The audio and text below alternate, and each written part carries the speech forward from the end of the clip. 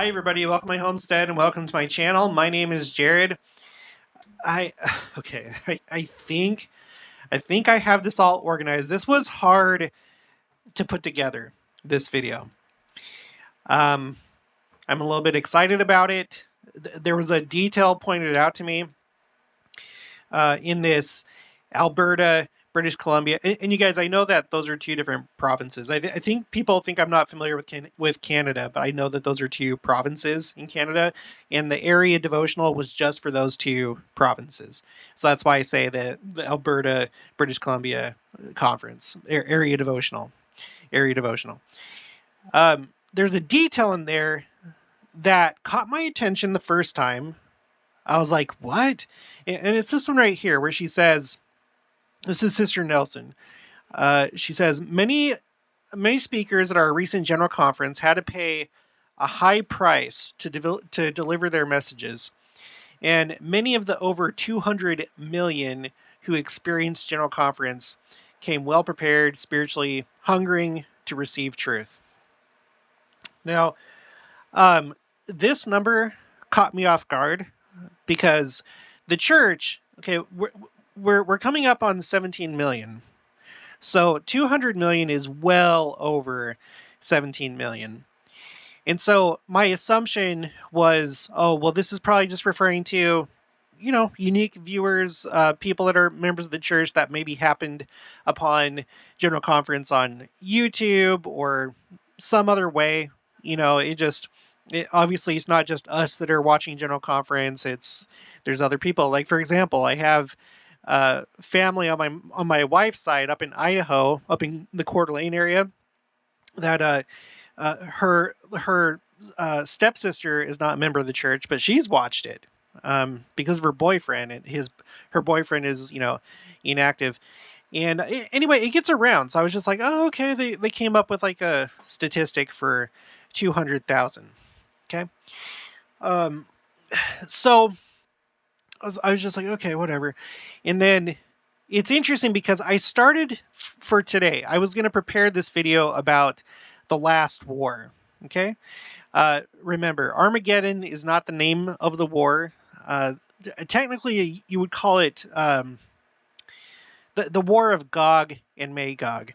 Gog being the leader or leaders of Magog, which is basically either the country or the coalition of countries that are engaging in warfare against Israel. Armageddon is a battle within the war, and the final phase of the war is the actual siege of Jerusalem. Okay. So I was preparing to do. I wanted to kind of like, because with doing my other channel, the Watch for the Signs, I've really been watching the war between Russia and Ukraine. I've also been looking at Iran and Syria, and it's really had me thinking about these things more, because it feels like there's a good potential that this could break out into World War III. So it was very timely that this person right here, I had a commenter, Susie Phillips. She said, 200 million. Read Revelation chapter 9, verses 15 through 18. And so I did. And actually, I recognized it as soon as she said that. 200 million, and then the book of Revelation. I knew exactly what she was talking about because I had been preparing for this video. This is what it says. Okay, well, first let's go to the chapter heading. So we have the context. John also sees the wars and plagues poured out during the seventh seal and before the Lord comes. And I'm going to get into it deeper later on, but this is referring to this part that we're about to read. This is referring to the final war.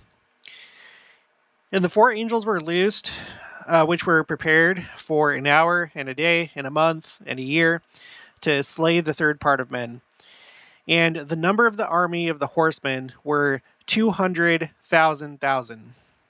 So that's 200 million. And I heard the number of them.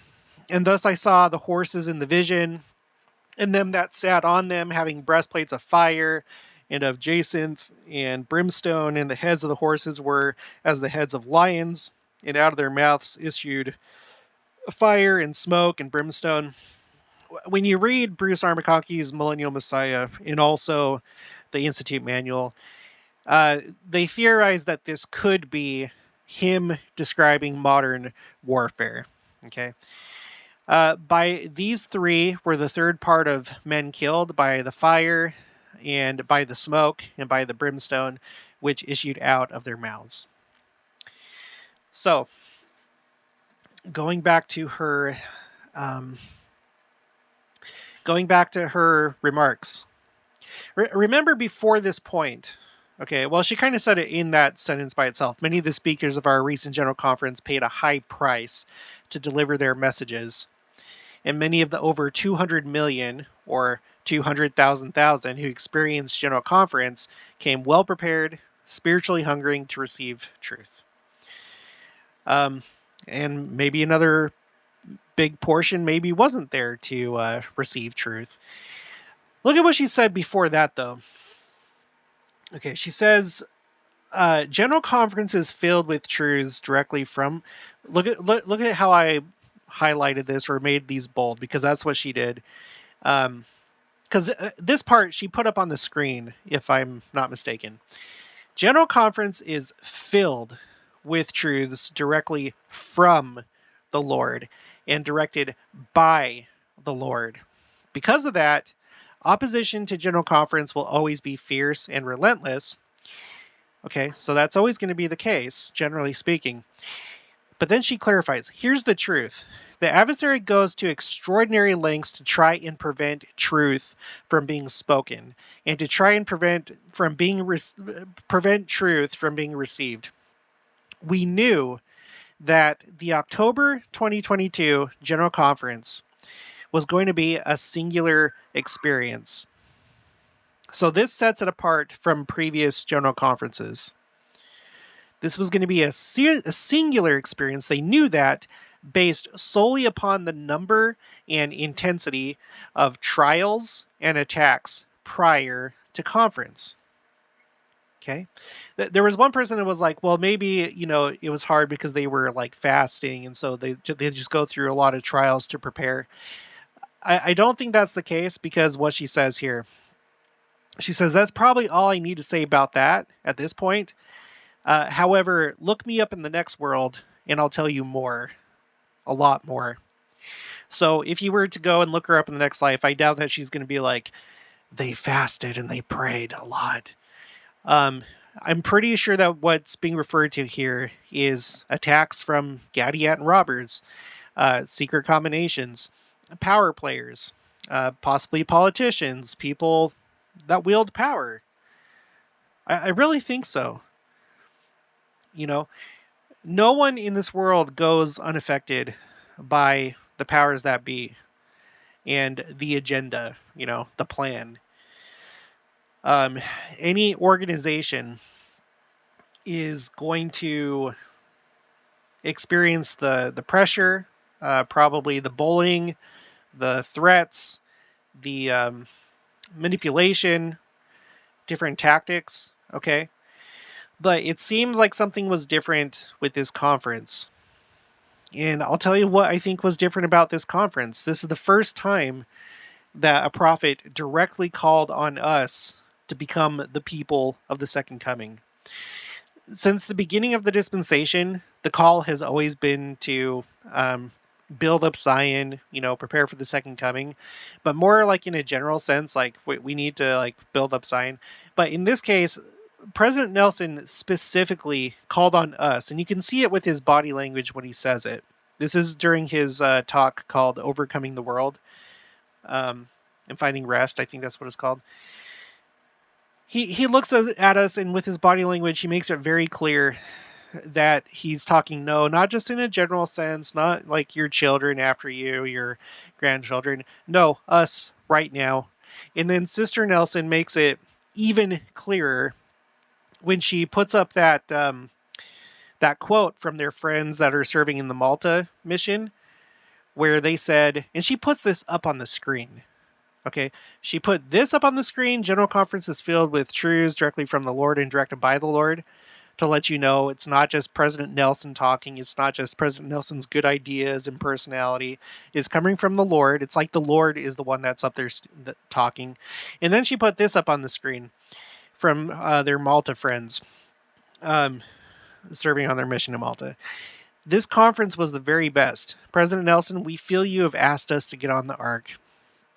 Sister Nelson, she really, really, really likes to drop hints. Okay. And I can understand why. Because, anyone that's a general authority or a wife of a general authority is probably keenly aware that there's so many people in the church that are sleeping that when they hear President Nelson talk, they just think that he's talking in a general sense and just using, beautiful language and, oh, this was a good conference. Okay, let's move on.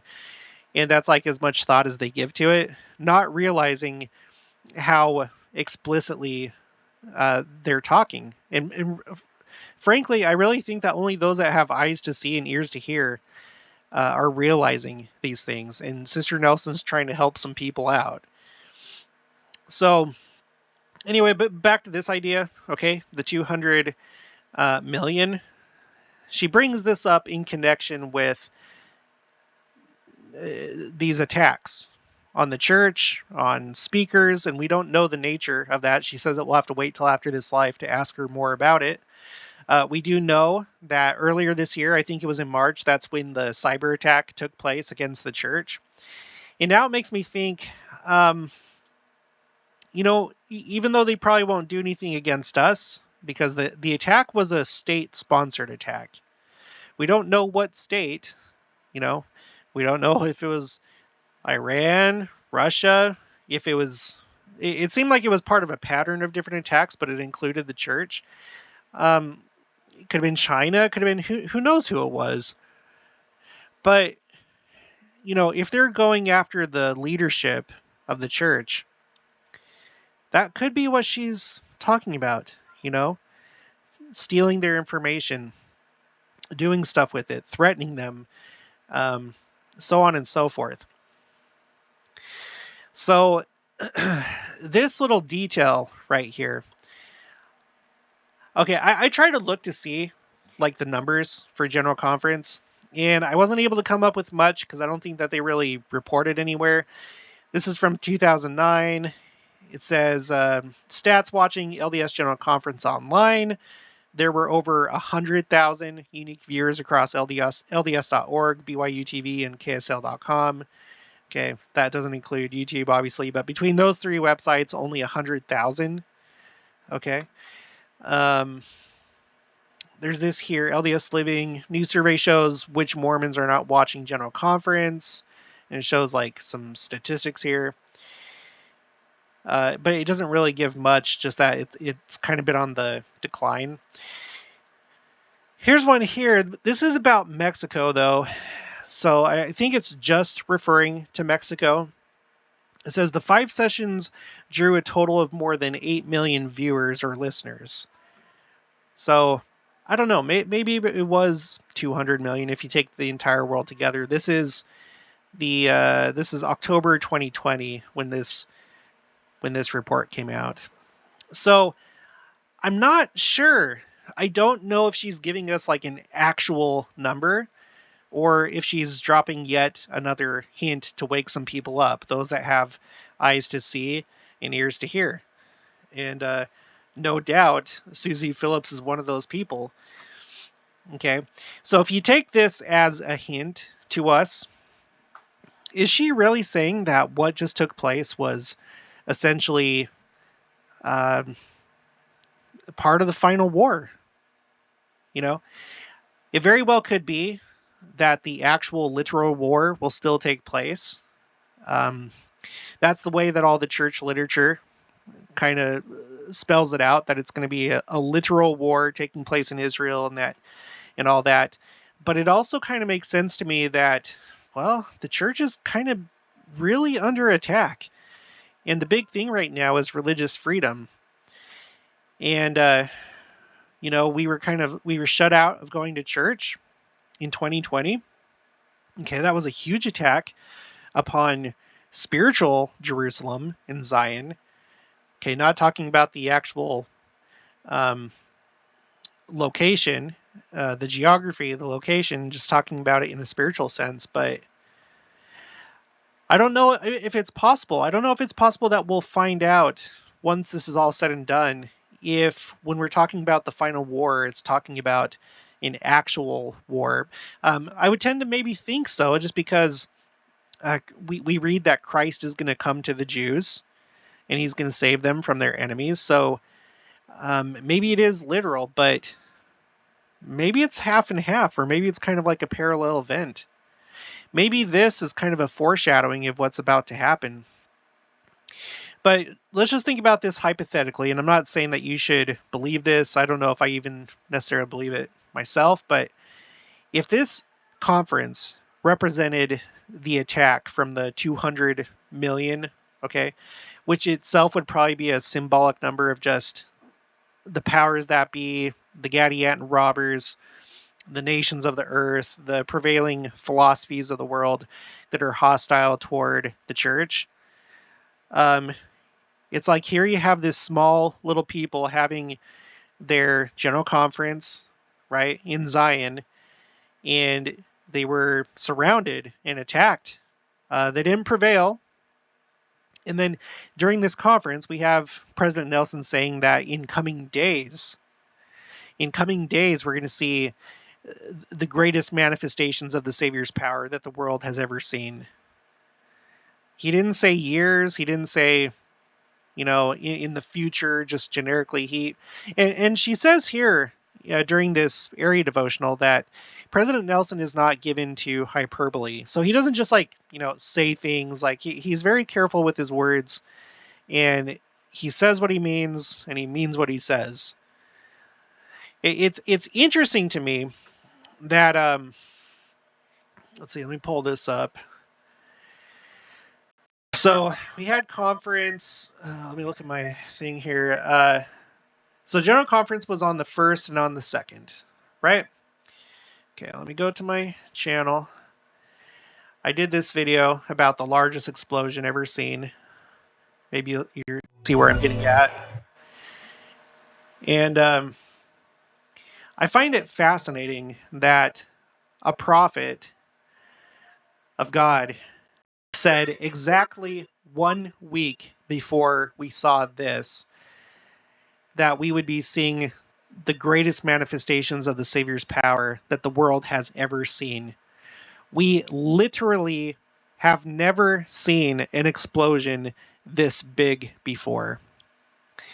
Now, according to science, this took place, almost maybe, I think it was almost 2 billion years ago. I want to say it was like 1.9. It doesn't matter, okay? According to astronomy, according to science, this took place a long time ago, but we only saw it just now. However you want to think of this, because I'm not so sure when it comes to like space and stuff. I have a lot of questions, and I'm not sure that our science has it all 100% correct. As far as like how long ago this took, it may very well be the case. I don't know. But what are the chances that President Nelson is going to say something like that, and then in a very literal way, exactly 1 week later, we see the largest explosion ever witnessed? Now, I don't think that he's referring just to this, but I do think that this was a sign of sorts, a sign in the heavens, and I expect that more is going to happen. But I think this would be part of that series of things that are the Savior's greatest manifestations of power.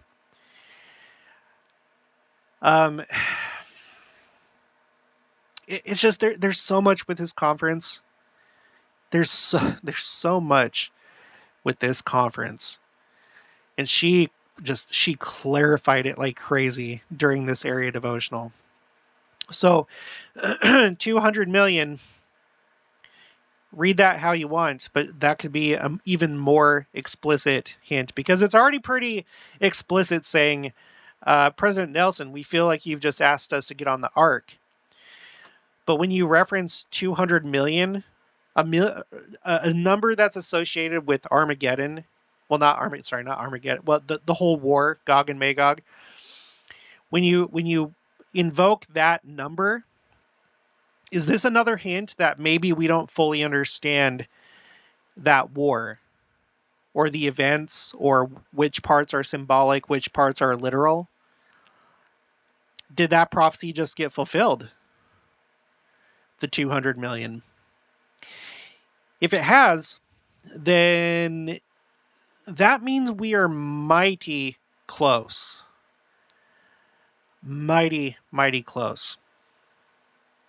I don't mean to oversimplify things, but I just want to present this to you for your consideration and maybe just to put on the back shelf of your mind, So, okay, so let's move on from there. Thank you, Susie Phillips, for your comment. Amazing.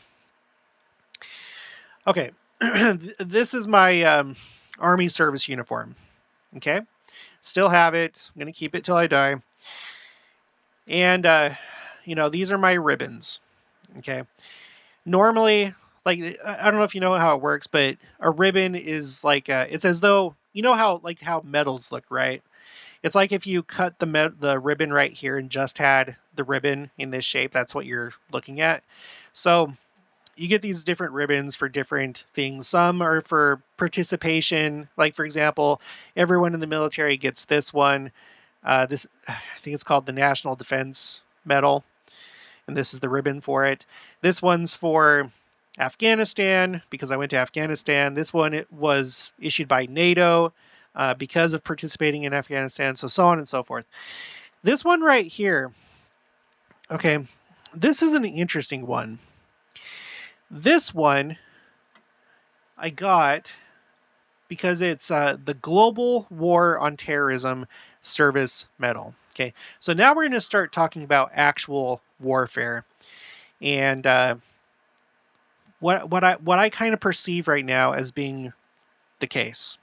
Okay, I'm not sure if we're all fully aware of how far along we may actually be when it comes to war and approaching the final war. Okay, so the Global War on Terrorism Service Medal.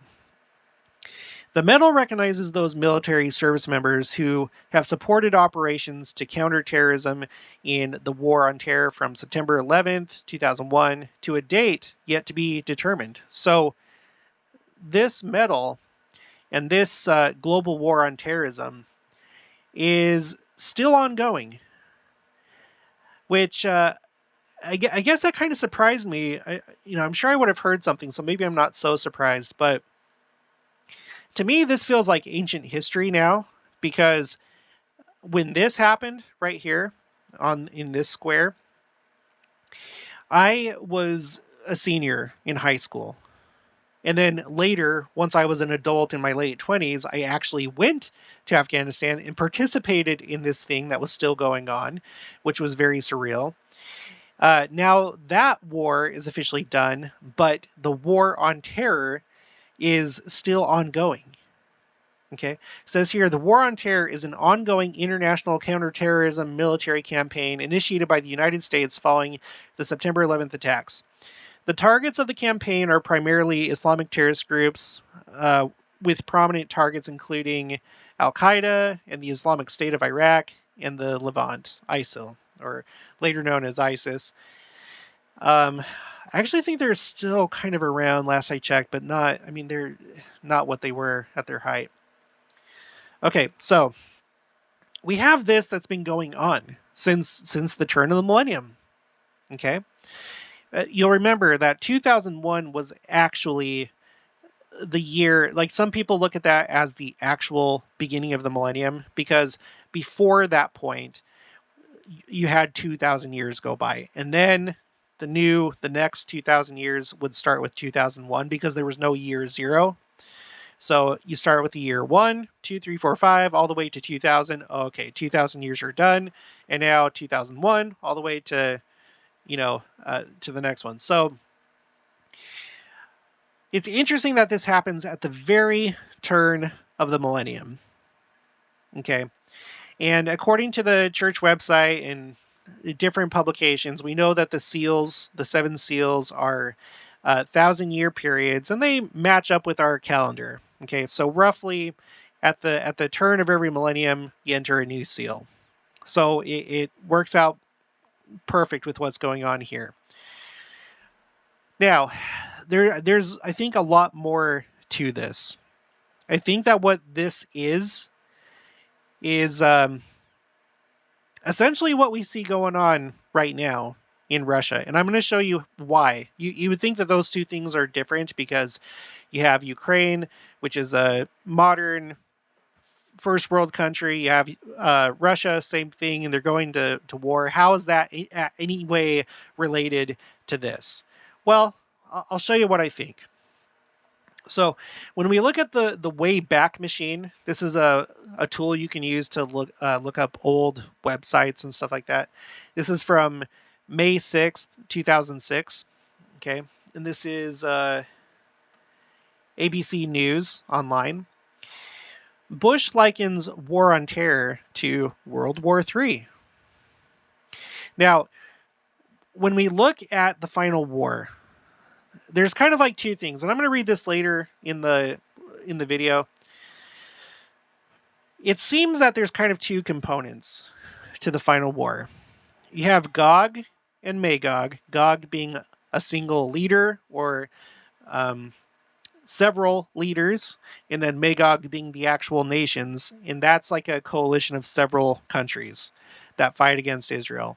However, it seems that, and according to the material that I'll share with you later, that all nations will be supporting this effort or be in an alliance in some kind of way. I kind of view it as like World War II, how you had the different players doing different things. They weren't all, like, for example, you didn't have Italians and Germans in the Pacific alongside Japanese troops, like in big numbers anyway. So you wouldn't say that all the Axis powers were fighting in the Pacific. It was mostly just Japan.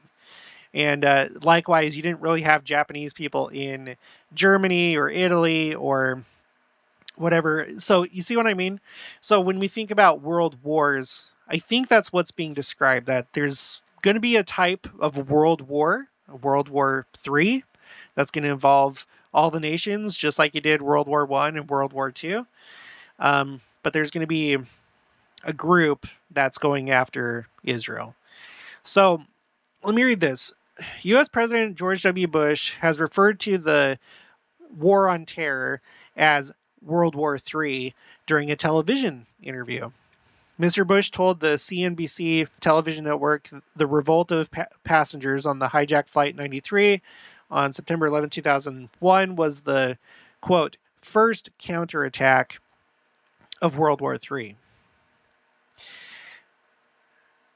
That's an interesting thing to say as a president. Don't you want to, like, be careful with how you talk and not, scare everybody? But that's what he said. He said he agreed with the description of David Beamer, whose son Todd died in the crash, in a Wall Street Journal commentary last month. The act was, quote, our first successful counterattack in our homeland in this new global war, World War III. Mr. Bush said, quote, I believe that. I believe that it was the first counterattack to World War III. That's pretty stunning. Okay. All right. What's interesting is that before this thing right here was originally written, before the year 2000. This is okay. I'm on page 63. Remember that. Rebuilding America's Defenses, Strategy, Forces, and Resources for a New Century. A report of the project for the New American Century, September 2000. Okay, sorry, September 2000. September 2000, exactly 1 year before the other thing happened that we were just talking about. It says here in this section, it's about, this is section 5, I guess, creating tomorrow's dominant force. Okay, how do we do that? Creating tomorrow's dominant force. Going down. Further, the process of transformation, even if it brings revolutionary change, is likely to be a long one.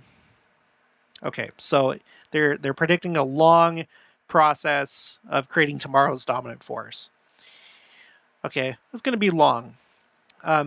Absent or without some catastrophic and catalyzing event like a new there's certain things I got to be careful with here, like a new domestic politics and industrial policy will shape the pace and content of transformation. So they're like, okay, we're gonna do it, but unless like something like this happens, it may take a while. And what do you know? A year later, it happens. A year later, it happens. Later, this is an old Salon, article. This is from October 2007. It's called 7 Countries in 5 Years. Wesley Clark's new memoir cast more light on the Bush administration's secret strategies for regime change in Iran and elsewhere.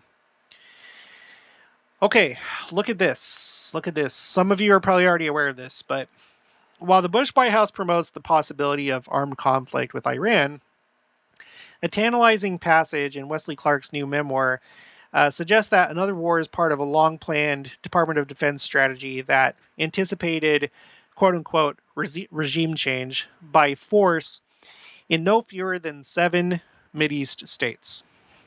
Okay? That's an interesting thing to say. This is what he's saying in his memoir. The strategy is no fewer than 7 Mideast states having regime change. Critics of the war have often voiced suspicions of such imperial schemes, but this is the first time that a high-ranking former military officer has claimed to know that such plans exist. The existence of that classified memo could certainly cast more dubious light not only on the original decision to invade Iraq because of Saddam Hussein's weapons and ambitions, but on the current efforts to justify and even instigate military action against Iran. Now, isn't that kind of interesting? In, quote, A Time to Lead for Duty, Honor, and Country, published by Palgrave Macmillan last month, the former 4-star general recalls 2 visits to the Pentagon following the... I'm going to start being careful here. Following the... but I'll highlight it. On the first visit, less than 2 weeks after, he writes, a senior general told him, we're going to attack Iraq. The decision has basically been made. Okay. 6 weeks later, Clark returned to Washington to see the same general and inquired whether the plan to strike Iraq was still under consideration. The general's response was stunning. Quote, oh, it's worse than that, he said, holding up a memo on his desk. Here's the paper from the Office of the Secretary of Defense, then Donald Rumsfeld, outlining the strategy. We're going to take out 7 countries in 5 years. And he named them, starting with Iraq and Syria, and ending with Iran. Ending with Iran. And guess what's happening right now as we speak? Let me pull up this map. Iran is currently going through massive protests, like the likes of which I don't think have really been seen since 1979 when there was the Iran Revolution. Okay. This is something I'm trying to follow on my other channel, but this was just yesterday. A large crowd of protesters out in Isfahan tonight. When was this one? This was also a day ago. Mahabad, the night demonstrations of the people of Mahabad on the 35th day of nationwide protest. We're going to read more, learn more about protests, because this is actually seems to be a tool of making this happen. It doesn't always have to be military, like conventional military intervention. Don't worry, we'll get there. We know Iraq, that's been taken care of.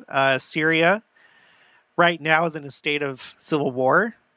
Okay, that it's still okay. I'm getting ahead of myself. While Clark doesn't name the 4 other countries, he has mentioned in televised interviews that the hit list includes Lebanon, Libya, Somalia, and Sudan. I better highlight this so we can refer back to it. Indeed, he has described this same conversation on a few occasions over the past year, including in a speech at the University of Alabama in October 2006, in an appearance on Amy Goodman's Democracy Now! Broadcast last month. Okay, I'm not going to read the rest of this. You can, I'll put this in the description below. But okay, so we had this right here, okay, that we just read, that we're not going to have tomorrow's dominant force unless it's going to take a while unless something like this happens, and it did. And then we have a general saying, oh, this is the plan, okay, with Iran being the last. Okay, now, I should probably have this one first. Yeah, I've covered this both on this channel and my other channel, but I want to go over this again in case you missed it. Okay, this is from 2014. This was the year that Russia took Crimea. The British strategist Liddell Hart stressed the need to understand rival views of grand strategy and military developments, or, quote, the other side of the hill. So he's saying here, okay, look, it's not that we agree with Russia, but we need to see how they view it. Okay, so this is his assessment of how Russia views the current state of the world. A range of Russian and Belarusian military and civil experts presented a very different view of global security and the forces behind it at the Russian Ministry of Defense's third Moscow Conference on International Security on May 23, 2014. The first session of the conference presented an overview of the security situation, focusing on what Russian experts called the color revolution. Okay, this will connect to what we were just talking about. Iraq, Syria, Iran. Okay, just look. So Russia in 2014 is concerned. They say that they're concerned about color revolutions. Russian analysts have used the term since the Rose Revolution in Georgia in 2012 in discussing the Orange Revolution in Ukraine in 2004 and the Tulip Revolution that took place in Kyrgyzstan in 2005.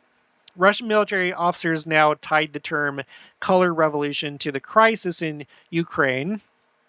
Okay, so according to them, that's why they're doing this, because they were worried that a color revolution was happening in Ukraine in 2014. You might remember that the then president of Ukraine, he was elected and the people wanted to have closer ties to Europe, but he basically, it was like a bait and switch. He decided to turn that down and actually forge closer ties with Russia. And so there was a revolution that took place, and it was successful. Protesters in the street, he fled the country, went to Russia, and then they ended up with a new government. So after that happened, Russia decided to step in and they took Crimea. But they're saying here, this is their point of view, that what was going on was a color revolution instigated by the US and Europe. So Russian military officers now tied the term color revolution to the crisis in Ukraine and to what they saw as a new US and European approach to warfare that focuses on creating destabilizing revolutions in other states as a means of serving their security interest at low cost and with minimal casualties. So you get what that's saying there? It's like, instead of what was being talked about here with what's his name? With Wesley Clark, instead of going with this plan of like conventional warfare, just help destabilize the country through protests and revolution.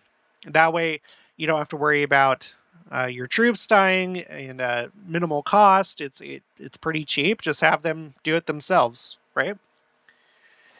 Okay, so Russia's like, okay, this is what we see is happening. It was seen as posing a potential threat to Russia in the in the near abroad to China and Asian states not aligned with the U.S. as a means of destabilizing states in the Middle East, Africa, Central Asia, and South Asia. The second session repeated these themes, focusing on the instability in the Middle East, and the final session addressed the war in Afghanistan and South Asia. I'm not going to read the rest of it, but when you think about it, what we had before that time, just a few years before, so this is 2014, just a few years before that, in 2011, we had the Arab Spring. And if you'll recall, it was like a wildfire that spread throughout the Middle East and Northern Africa. And here's a map showing that. So purple is where governments were overthrown more than once. So you have Egypt and Yemen. Black, the government overthrown just once. And that was, I think that's Tunisia. Better look at the map. I feel like I'm pretty good with geography, but sometimes I'm not that great. Tunisia? Because I think it actually started with Tunisia. Yeah, Tunisia. I remember that this is where it started. I'm pretty sure. It's like it started with Tunisia, then it went to Libya. I think that was the order of things. So Tunisia. Let's go back here. Okay, red is civil war. So you have Libya, and then you have Syria. That's still to this day. This started in 2011, and still, right now, 11 years later, they're still dealing with that. Protests and government changes over here. Jordan, the West Bank, okay. Kuwait, Morocco. What's over there? Western Sahara. Okay, so we don't need to dwell on that too much, but that's what happened. Okay, and so Russia's like, look, they're using the color revolution method. So the U.S. had already gone to war with Afghanistan. At the time in 2014, we were still in Afghanistan. Iraq was taken care of. Saddam Hussein was ousted, okay, via the Iraq War. And then we had all this happen in 2011. All right. Now, this is what Russia says later.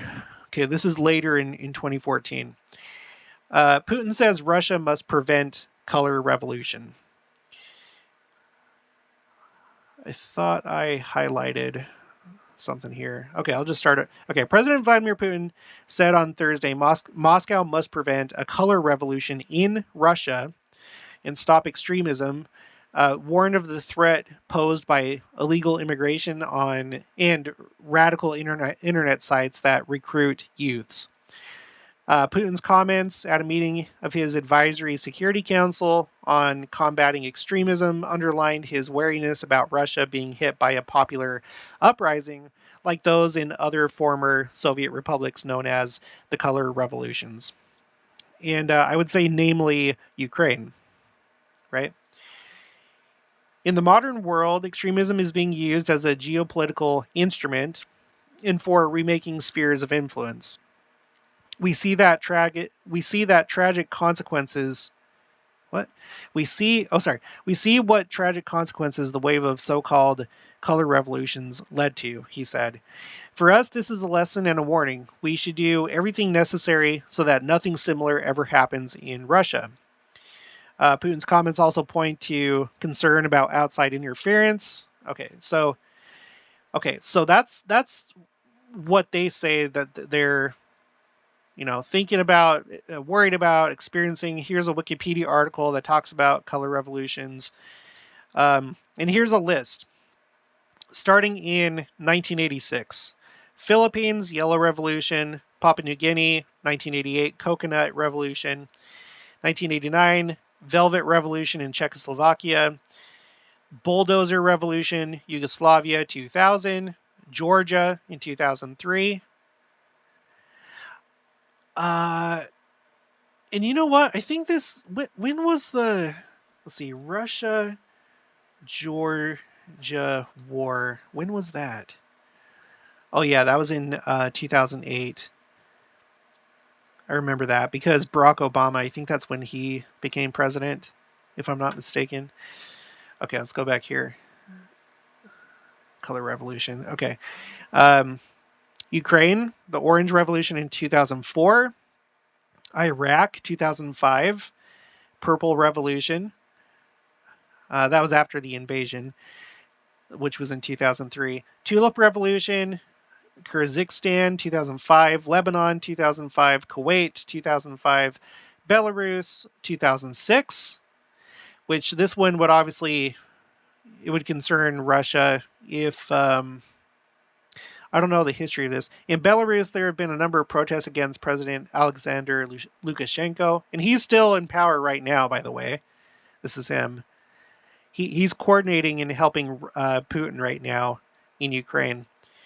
Okay, I'm not going to go into that. Myanmar, Malaysia, Moldova, Iran, again, Kyrgyzstan, Tunisia, Egypt, Bahrain, Yemen, China, Russia. I don't know about this. Snow Revolution. Anyway, Macedonia, Armenia, France with the yellow vests, Lebanon, Bolivia, Belarus, again, Slipper Revolution 2020, Kazakhstan. Okay, so you get it. You get it. So I have to wonder, I think we all need to wonder if World War III hasn't been happening since 2001. Things may have already been underway before that time, because like you see these other color revolutions. Maybe that was like the experimental phase, figuring out how to do it. But definitely by 2001 and afterwards, when we look at what this general was saying in his book, maybe that's exactly what we've been dealing with all the way from 2001 until now in Ukraine, where Russia's trying to stop that from happening. And I'm not telling you what side to take. I'm just pointing out information. You decide. Just a couple more things here. Russian assessment. Russian President Vladimir Putin has stated that Russia must prevent color revolutions. And then we already read that quote. The 2015 presidential decree, the Russian Federation's national security strategy, cites, quote, foreign-sponsored regime change among main threats to public and national security, including the activities of radical public associations and groups using nationalist and religious extremist ideology, foreign and international non-governmental organizations, and financial and economic structures, and also individuals focused on destroying the unity and territorial integrity of the Russian Federation, destabilizing the domestic, political, and social situation, including through inciting color revolutions, quote unquote, and destroying traditional Russian religious and moral values. The Chinese government view. The 2015 policy white paper. What? The 2015 policy white paper, China's military strategy, by the State Council Information Office said that, quote, anti-China forces have never given up their attempt to instigate a color revolution in this country. So China, I guess, is aware of it, thinks that it's happening there. I seem to recall that there were, protests in Hong Kong. Wasn't that something that was happening a while ago? The 2019 to 2020 Hong Kong protests. Yeah, I remember seeing that in the news. I didn't really follow it, but that's interesting to note. Okay, pattern. So here's okay. Everyone, take note. If you want to go ahead and commit color revolution against somebody, here's how you do it. Number one, a semi-autocratic rather than fully autocratic regime. Number two, an unpopular incumbent. Number 3, a united and organized opposition. Number 4, an ability to quickly drive home the point that voting results were falsified. Number 5, enough independent media to inform citizens about the...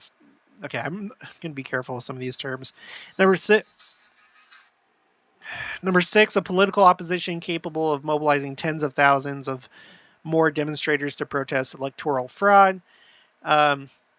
Division among the regime's coercive forces. Jeez. Okay, so yeah, you have to wonder where are we at right now? What is actually happening? Has World War III been going on since 2001? And have we reached a very dangerous new stage as we watch this? As we watch Ukraine and what's going on here? Russia initially took Crimea, and then after that, as Ukraine wanted to further strengthen ties with Europe, Russia decided to do it again, and this time with these 4. In fact, after Crimea, they were working on these 2 regions here, Donetsk and Luhansk, but then we got to this point where they've taken these 4 so far. So we got that going on, right? And Iran is supplying them with drones, and they're going to supply them with surface-to-surface missiles. Meanwhile, in Iran, protests are underway. It looks like maybe it's Iran's turn, right? We're just going to have to watch and see, but it seems like out of this long line of events, this domino effect, it seems like we're getting toward the end of it, I would say. I'm no expert. I could be completely wrong. But we're getting to a very dangerous place. Russia is talking about using nuclear weapons. The latest news is that they're actually talking about destroying this dam that's up here. It's right here. And Ukraine says that Russia already has it rigged up to explode. Russia says that Ukraine is planning on attacking it. So they're both blaming each other, but it seems like this dam is going to go. And downstream from the dam, there's 80 different towns, cities, communities, but the biggest of which is Kherson. This is the only regional capital that Russia itself has captured as a result of this this invasion. Ukraine is getting very, very close. It's only like a 30-minute drive away to get to here. And I read an article earlier today that said that destroying that dam would essentially have the same effect as a nuclear bomb in terms of destruction and destroying the city. And what's interesting is that Russia has been evacuating the entire province as though they know that that's going to happen. So I don't know what this is. What's this purple line? Oh, here's the dam right here. This is the one in question. I don't know what this purple line is, though. I'm not going to go to the key because I'm not going to get into that here. So the fact of the matter is we could be in World War III, and for all we know, it could escalate very, very quickly. Because what happens if war actually breaks out between NATO and Russia? I feel like if something like that happens, Iran, especially with what's going on right now with the protests, they may be like, okay, this is it. They're occupied. They're busy. If we're going to do something against Israel, we got to do it now. Come on, Iraq. Come on, Syria. Come on, Egypt. Things could happen super, super quick. Super quick, I think. Now, I know that there's going to be people that say, well, there's like certain time frames that are given in the scriptures, 42 months and da da da da da. You can read it however you want to. I don't stick very close to those time frames because I don't think that they're meant to be actual time frames for you to look at, because it would be kind of counterproductive or counter to what the Lord wants to do with the second coming. The second coming is basically supposed to, it's like the end of a test. You're supposed to be doing what's right when it happens. And although we can look for the signs and listen to the prophets, and those that are righteous and that are watching, they know that it's close. But if we knew, for example, that the two prophets were in Jerusalem and it was just like really obvious, then we could just like put down on a calendar, be like, oh, Elder Bednar, he's been in Israel nonstop preaching since January 22nd, 2023. So we know that we have exactly 3.5 years. Well, not exactly 3. I think it was like 1,290, well, either 60 days or 90 days. And you can just put it on your calendar, and then you know when the second coming is going to happen. I don't think that that's at all the way the Lord set it up, to where we could just like mark our calendars. Oh, this war against Israel. Okay, it started at this time, so now we just need to count 42 months. And then I don't think that's the case. I think that the numbers are symbolic. We've gone into the numerology and the symbolism of 3.5 and different things. I don't think that they're meant to be taken literally, those time frames. So I don't know, but I'm stunned, like I said, that Sister Nelson brought up the number 200 million. Because if that was meant to be a hint, then it could be that we're much, much closer than what we thought. Maybe, and she may be referring to the spiritual part of Armageddon and Gog and Magog, especially after talking about the attacks on conference, and specifically this conference where President Nelson asked us to get on the ark.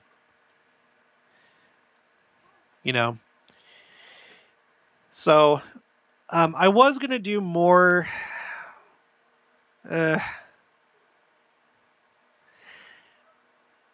maybe I'll try and do a little bit more. Let me just read through my highlights here. The Battle of Armageddon, a prophetic view. Enrichment. This is in the Institute manual. These are the prophets that have talked about the final war: Isaiah, Jeremiah, Ezekiel, Daniel, Zechariah, John, Joseph Smith, Joel, Zephaniah, Zechariah. Okay. Some erroneously conclude that the final battle of the war will be fought there, meaning the Valley of Armageddon. But as Elder Bruce R. McConkie pointed out, the final struggles will center around Jerusalem, though they may extend to Megiddo. Okay. It ends at the siege of Jerusalem, which, again, in this case, did we see the siege against General Conference, against the church with this last conference? She made it seem as though almost like they almost may have succeeded. She said that the speakers all paid a high price to be there and say what they did. It sounds like spiritually the city of Jerusalem, or Zion in this case, was under siege. Okay, Armageddon, the setting. According to the prophet, some important events must take place before the battle actually begins. The house of Israel will be gathered from among the heathen, the Gentiles, and returned to their own land. Pretty sure we can say that that's happened. The land of Israel will be rebuilt and re-inhabited by the covenant people. Check. The land will be highly productive and fruitful, even like the Garden of Eden. Check. Israel, it's strong economically, and yeah, they have been productive in the land. There will be one nation in the land of Israel. Again, check. Unless that's I don't think that's referring to the Palestinians not being there. I think it's just referring to Israel being a nation again. Jerusalem will be reestablished as the capital city of the Israelites. Check. Now, as far as Israel's concerned, it is, and the United States recognizes it as the capital. Interestingly, Australia did, but then they reversed their decision recently, that's an interesting thing. In that sense, they've kind of allied themselves against Israel having Jerusalem as the capital. Judah will become powerful in politics and warfare. Yep, they definitely have. A great combination of organizations serving Satan will arise in the last days. This combination shall have several names: the beast out of the sea, representing the kingdoms of the earth, the great and abominable church, the church of the devil, the great whore, the mother of abominations. We all know that ever since its inception, Israel has been pretty isolated, and pretty much all the nations of the earth have been against it for the most part. Not completely, and it depends on the issue, but generally speaking, Israel is usually fighting against the rest of the world for its desires, its goals, and its recognition, and so on and so forth. Now look at this. Elder George Q. Morris of the Quorum of the 12 stated that some of the totalitarian regimes of the 20th century were part of this coalition. Well, that was the last century. So he's saying that this prophecy extends back to the last century. Quote, the Savior recognized the domination of Satan over the world generally and called him the prince of the world, but in a special way, in the way that Brother Ezra Taft Benson has referred to. He has entered into politics of the world, among the nations of the world, and already subjugated about 1 billion people of the world, and by a dire, sanguinary, and deadly philosophy has brought deaths to millions and has brought slavery to almost a billion people. He's referring to communism. Armageddon, the participants. Gog is a symbolic name for the leader or leaders, plural, of this great evil power that will arise in the last days. Ezekiel named Persia, which is Iran, modern-day Iran, Persia, Ethiopia, Libya, Gomer, and Togarmah as being in alliance with Gog. So these countries in alliance with that leader or leaders. These designations refer to general areas of the ancient world, so a list of modern nations fighting in Armageddon cannot be compiled from these sources.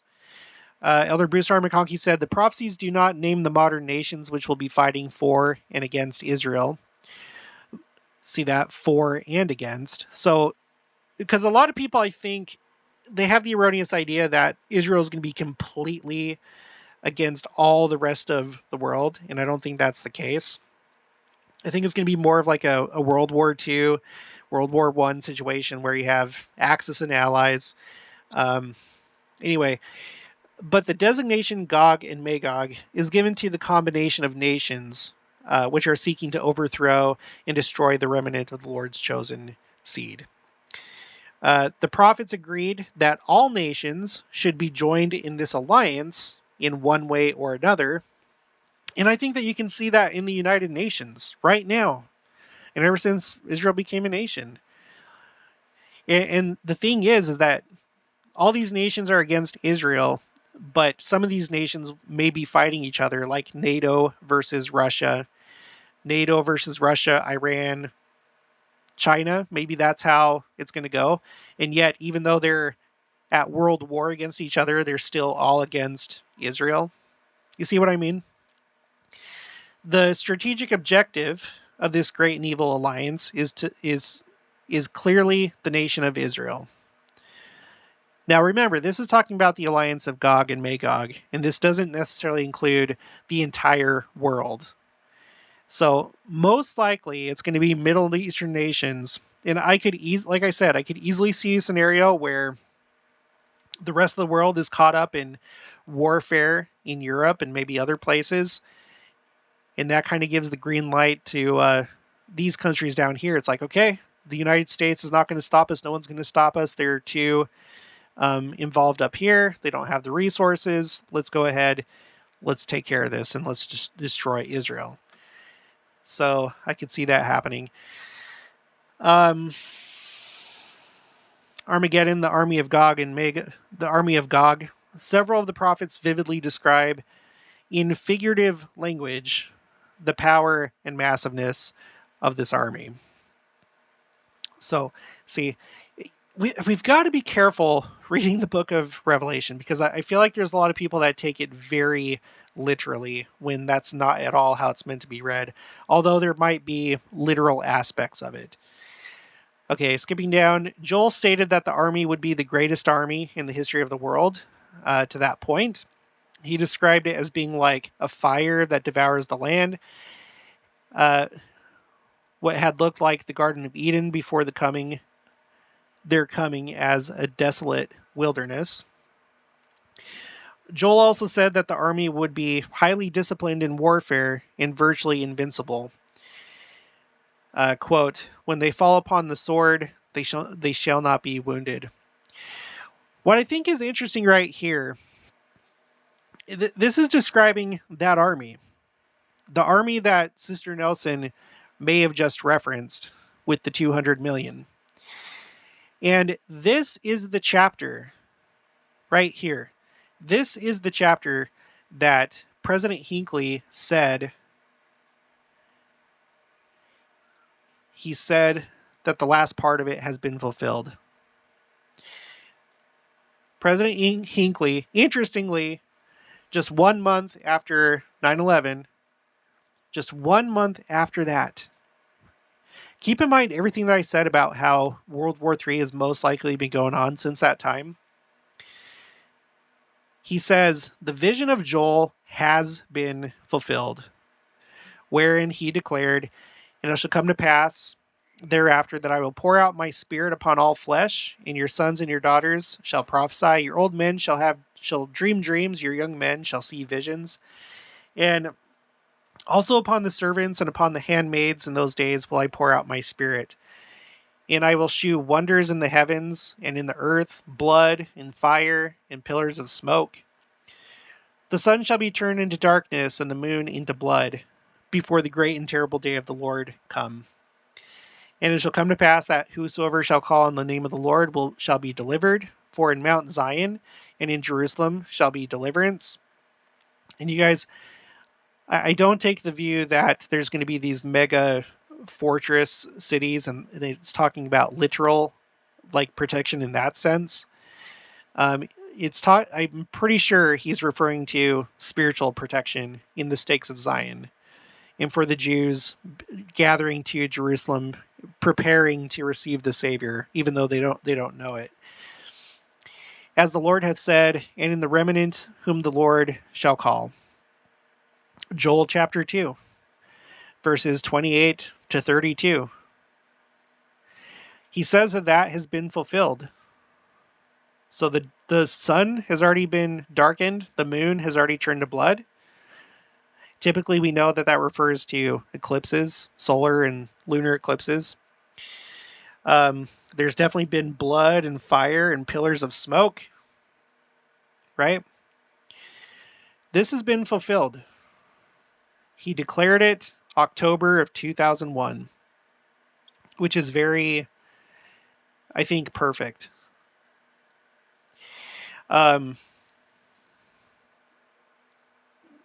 So keep in mind, in that same chapter is where we're talking about the greatest army of all time, the one that it participates in the final war, because I think this is the final war. Does that make sense? And remember, I think a lot of it is the individual Gadianton robbers of our day that are pulling strings and coordinating things and have strategies and designs and want influence and power and so on and so forth. It seems to me like it's already been going on. Okay. It's also interesting to note that, let's see, where is it? when we look at those scriptures that President Hinckley said were fulfilled, there's a section here. It says, when Moroni appeared to the prophet Joseph Smith, he quoted these verses. So Moroni quoted this to Joseph Smith, and then President Hinckley said it was fulfilled. October General Conference 2001. Saying that they were not yet fulfilled, but soon would be. Moroni also explained that the, quote, fullness of the Gentiles was soon to come in. These statements clearly put the fulfillment of this part of Joel's prophecy after 1823 AD. Well, yeah, 2001 AD is when it happened, or when it was declared. It obviously applies to the latter days in its language and content, although it has also been fulfilled previously. Verse 32 is a reference to Jesus Christ. And then if you go to Joseph Smith history, verse 41, he says, he also quoted the second chapter of Joel from the 28th verse to the last. He also said that this was not yet fulfilled, but was soon to be. And he further stated that the fullness of the Gentiles was soon to come in. He quoted many other passages of Scripture and offered many explanations which cannot be mentioned here. And we've talked about the time of the Gentiles. The time of the Gentiles is over as far as the Jews are now in the land and they're in Jerusalem. And then as far as taking the gospel to the Gentiles first and then the Jews, in that part of it, we've talked about how that could be over now, especially when we look at the year 2020. How missionary work literally almost came to a complete standstill. It still happened, but it was really affected, and we're still recovering from that right now. Earlier this year, April 2022, was a huge call-up of missionaries, and I'm not so sure that it's for the before the millennium. I think that these might be the beginning of the millennium missionaries once Christ comes, but we'll just have to wait and see. So I didn't realize that Moroni had read these scriptures to Joseph Smith, so it makes it all the more significant that President Hinckley said that they've been fulfilled. Okay, that's how I view that. Okay, but anyway, that's in regards to the army of 200 million. Okay. John the Revelator used imagery of a cloud of locusts, vast numbers that bring great devastation, and described the army as having, quote-unquote, teeth of lions, breastplates of iron, and wings that sounded like the sound of chariots of many horses running to battle. That's been going on since 9/11. There's been a lot of that going on, both literally on the ground in actual warfare, and like I said, I think behind the scenes with secret combinations. The army was numbered 200,000, so 200 million. And Sister Nelson just used that number.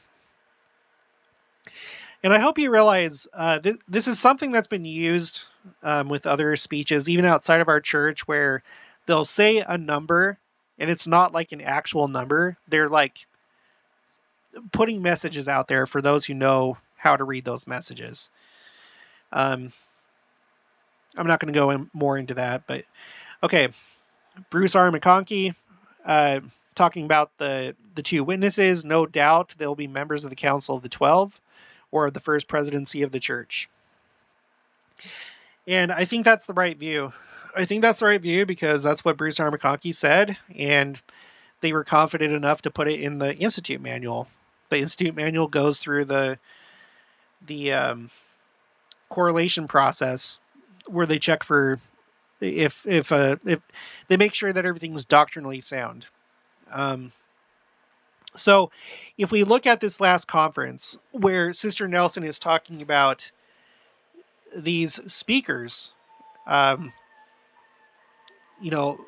did she word it again?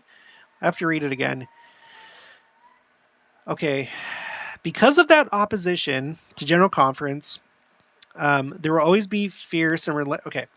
Let me start over. Because of that, opposition to General Conference will always be fierce and relentless. Here's the truth. The adversary goes to extraordinary lengths to try and prevent truth from being spoken and to try and prevent truth from being received. We knew that the October 2022 General Conference was going to be a singular experience based solely upon the number and intensity of trials and attacks prior to conference. That's probably all I need to say about that at this point. However, look me up in the next world and I will tell you more, a lot more. I wonder if you and I would study in just a little different way, actually perhaps in a much different way, each truth we received from this past General Conference, if we had any idea of the price paid by our leaders to offer each truth to us. Just think of one truth you received from our recent General Conference.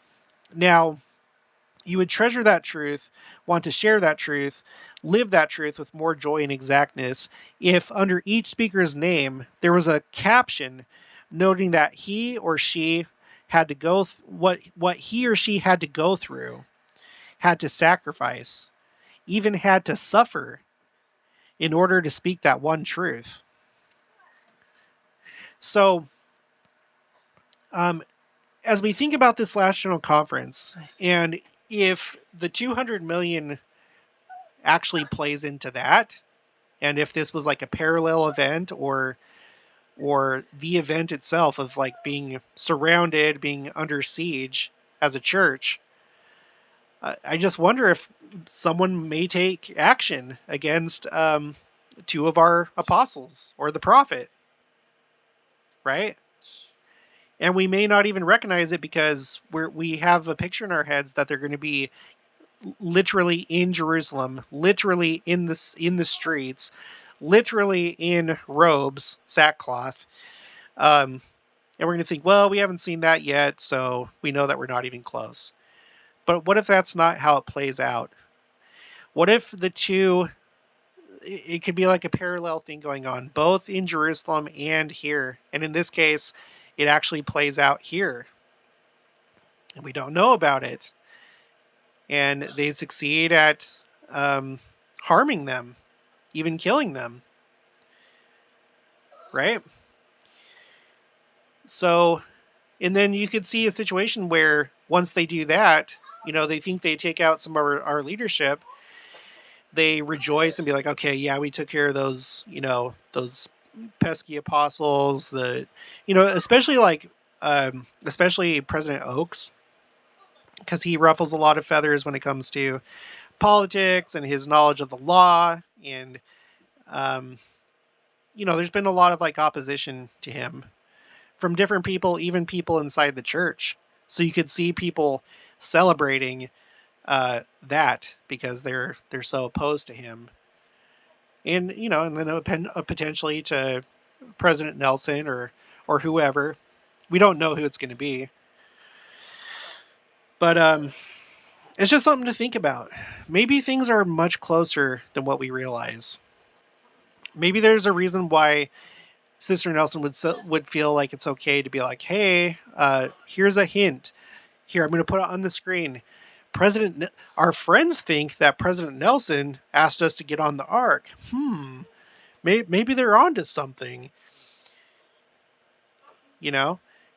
So, and again, we have to think about what President Nelson said, that in coming days, instead of coming years or just in the future, we're going to see, or he could have said just simply between now and when Christ comes again, we're going to see the greatest manifestations of his power. He chose to insert the word in coming days.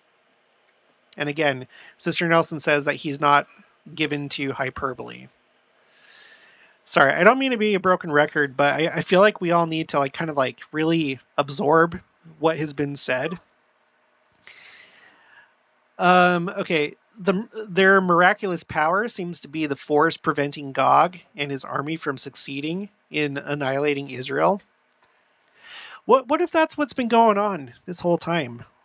This whole time that Iran's been trying to develop a nuclear bomb and destroy Israel and others. What if they've been prevented not because of espionage or maybe because of espionage, but because the prophet has been preventing it from happening. And that's why Israel miraculously is still here. Okay, John showed that eventually the two prophets will be captured and killed by the opposing army, and their bodies will be left in the streets of Jerusalem for 3 days and a half, as the forces of evil engage in a great celebration over their death. Uh, Quote, that level of spiritual debauchery is shown forth by the fact that the wicked not only slay the prophets of God, but boast of their deeds and glory in them. Such people as the Jaredites and Nephites before them are ripened in iniquity and are ready for that destruction and burning, which shall cleanse the vineyard of corruption when Jesus descends with his chariots of fire. During the 3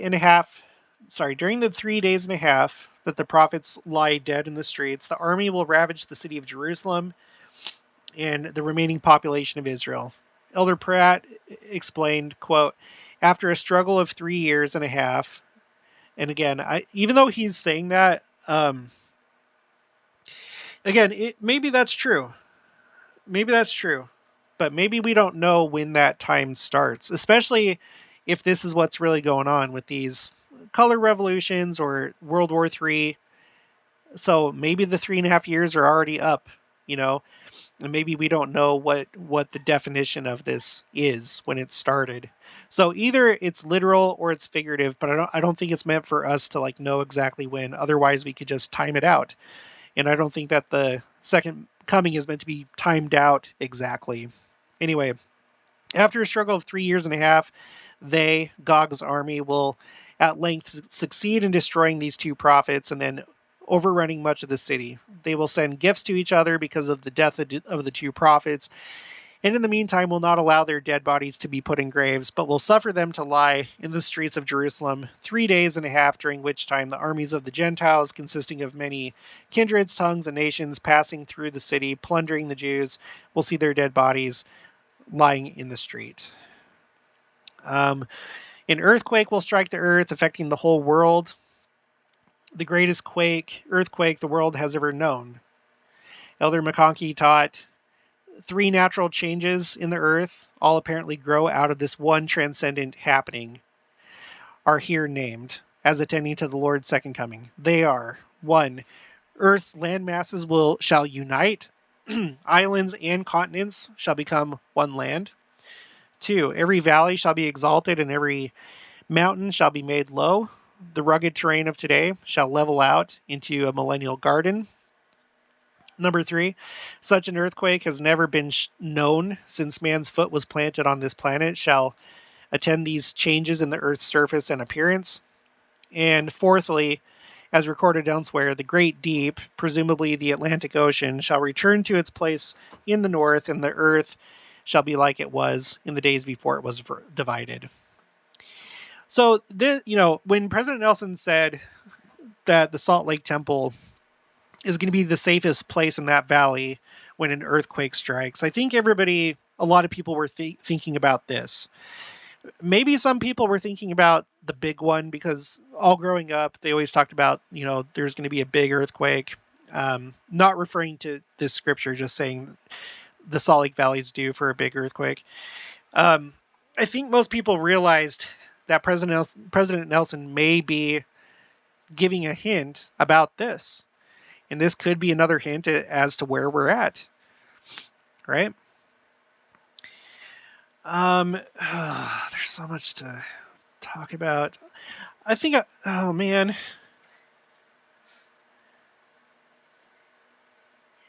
No, I'm just going to end it here. Sometimes there's people that don't want me to make long videos, and I can understand that, but I can't help myself. Because it's not just like I'm doing this for you, but I'm also doing it for me. I want to know as much as possible, and real true learning takes time. You don't go to school, you don't go to college and just have 15-minute classes. Have 15-minute classes. So I'm sorry, but it has to be this way. Sorry, it has to. Maybe if you're feeling like it, maybe you can do your own channel and make shorter videos. I have friends that do that. I have Tyler Cragen from the Greatest Cause channel. This guy right here, I'll put his link in the description below. He does shorter videos, but this is something that I cannot do. But that's going to be it for this one. If you haven't already, please make sure to subscribe, like this video if you liked it, leave your thoughts and opinions down in the comments below. Also make sure to share it, and I'll talk to you guys later.